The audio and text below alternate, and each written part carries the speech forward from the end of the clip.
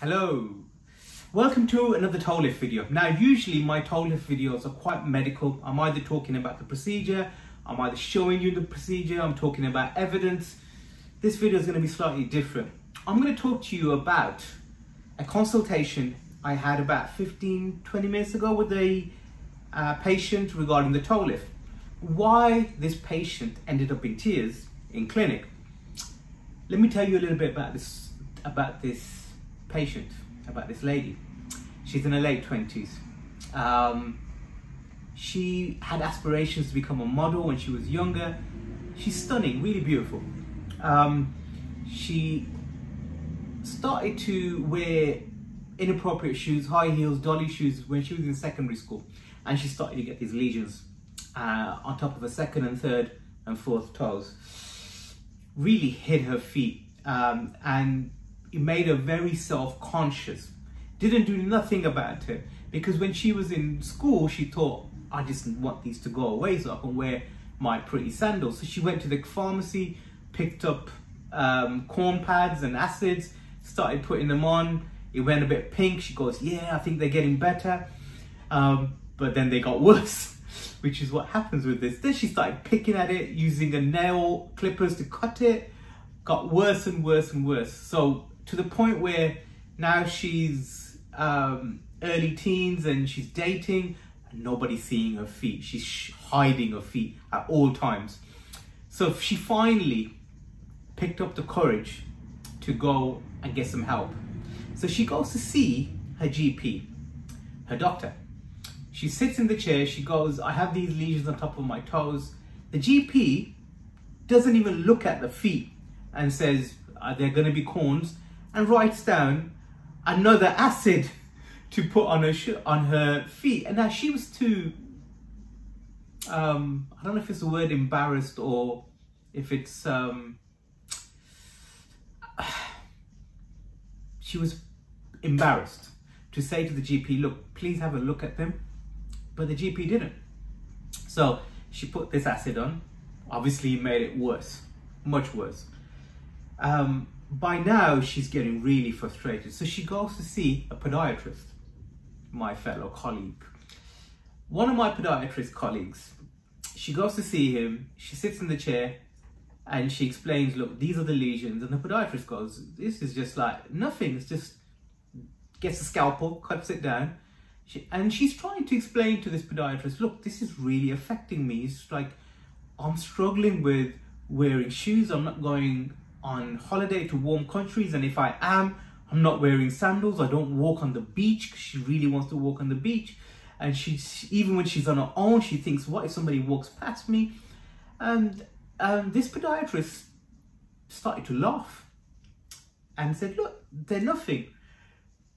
When he started to laugh, she started to cry. And I don't think he understood the reason why she was so upset. Because as health professionals, we're taught, treat pain. These lesions are very rarely painful because they're not corns. They're hypertrophic, hyperkeratotic scars caused by inappropriate footwear and the use of acids and everything else that I've spoken about before. So when she was in clinic and she was telling me this story, she started to recall the story and she got upset. She started to cry. And now, this isn't the first time, but I really felt for her. Now, regardless of what procedure you choose, you can choose a toe lift, you can choose bone surgery, skin surgery, whatever you choose, there is a solution out there for you. Okay, so I'm not saying the toe lift is the best thing in the world. There are other solutions that can be just as effective. But what's more important to me is you need to have that feeling of self-worth back. You need to be feeling like that confidence back. Because a scar that is on your face, people tend to take seriously. If a scar is hidden, people don't take it seriously, which is not the right thing to do, okay? It's just like scars from previous relationships or your childhood or from other emotional experiences you've had. Nobody can see these scars because they're internal, but they do affect you, don't they? All right, so all these things that have happened to you in your life do affect you.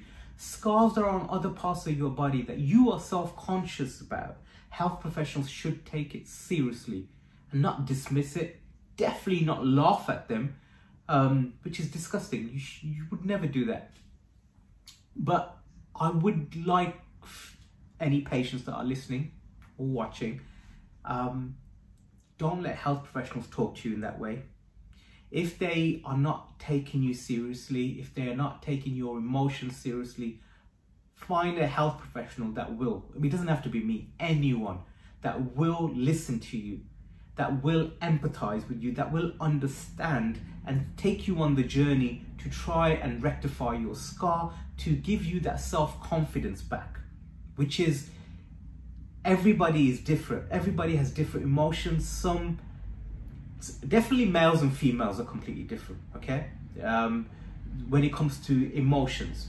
Now, for females, having a scar that will stop them from wearing what they want to wear and from going to the places they want to go to, like bars, clubs, and wearing the shoes and sandals they want to do, it's a big thing. For men, we don't really care. Most of us don't.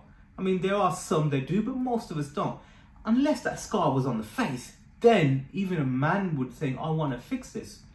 So that was my short video about the need to take these scars a bit more seriously. Thank you for listening.